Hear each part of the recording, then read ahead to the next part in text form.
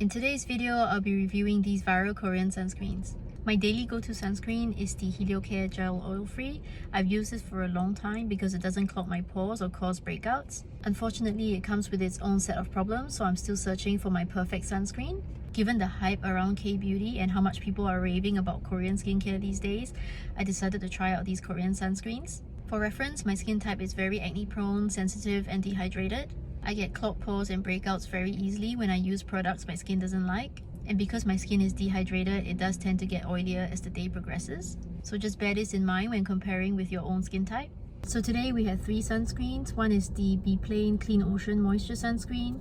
The next one is the Purito Daily Soft Touch Sunscreen. And finally, we have the Skin 1004 Hyalu-Cica Water Fit Sun Serum. Before I go into each sunscreen, I just want to talk about their similarities. All of these sunscreens are chemical sunscreens. My skin doesn't do well with physical sunscreens because they tend to contain zinc oxide, which breaks my skin out. I know zinc is supposed to be a calming ingredient for acne-prone skin, but it just doesn't work for me. Secondly, all these sunscreens are rated SPF 50+ with 4 PA+.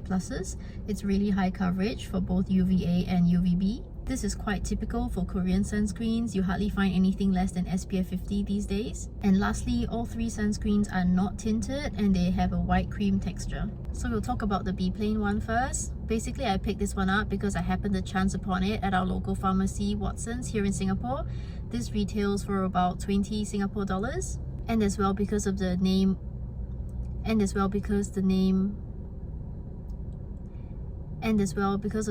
Clean Ocean, I assumed that it was reef friendly, and after checking, it is advertised to be safe for the marine ecosystem. So with all 3 sunscreens, they're all pretty lightweight, but I must say this one probably has the heaviest texture.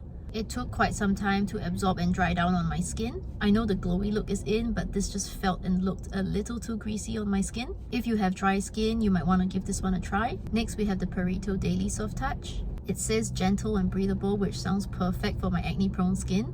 This also took some time to absorb and dry down on my skin, but once it did, my skin had a really nice glow and it felt so soft and smooth to touch. Out of all the 3, the finish on this was my favorite. The issue with this sunscreen is that after I purchased it, I went online and I found discussions on Reddit basically saying that the company got exposed because their sunscreens were not providing the SPF coverage they were claiming after being tested. The discussions then went on to say that Purito has since fixed that, but to be honest, once I read it, I can't get it out of my head. So I don't know if I can trust this sunscreen to really provide SPF 50 coverage after knowing that they've kind of lied about it.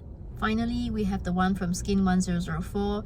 This is no doubt the most viral on social media, so I had really high hopes for this. Out of the 3, this is the most lightweight in texture. It's almost watery. Despite that, it did still take time to absorb and dry down on my skin. However, for this one, I felt like it made my skin look oily as the day progressed, which I wasn't expecting given how lightweight it was. So I'm just going to squeeze out the sunscreens and hopefully you can see the texture. This is the Purito.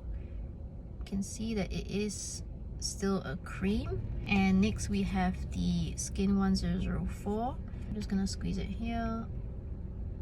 Hopefully you can tell it's definitely more watery than the Purito. Unfortunately, I finished the whole Beplain bottle because I used it on my neck.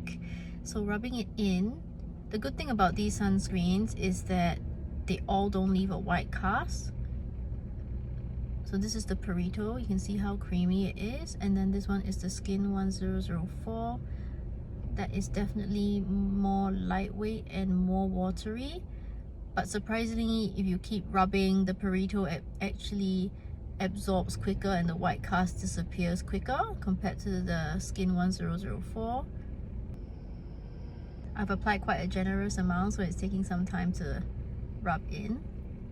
So you can see the finish. Both will kind of give you a glowy look, but for the Purito, it just dries down to this beautiful, smooth finish, almost like a primer. Whereas for the Skin 1004, you can see that it's definitely more dewy. And I think that's why on oily skin, it can look greasy. I just loved the finish on the Purito. So for all 3 sunscreens, I had no issue applying them over skincare. There was no pilling. I had no issues applying makeup over them. But if you have oily skin like me, I will say your makeup might not last through the day. Even when I applied primer on my eyelids, I did find that my eyeshadow was creasing by the end of the day, just because they do have kind of this greasy, sticky texture compared to, say, a more mattifying sunscreen. I did like how lightweight all the sunscreens felt on my skin despite the high SPF coverage.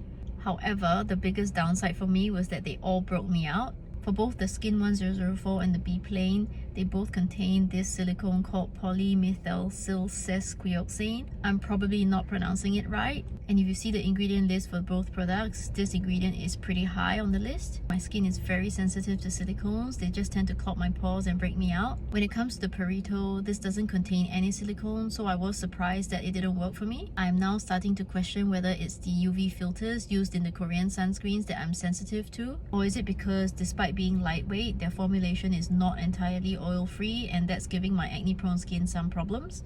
I'm definitely gonna have to try more Korean sunscreens to see what's not working for me. I did buy one more Korean sunscreen from Medicube, so I will have to try that next. Overall, I do think these sunscreens are worth a try. They'll probably work for most people.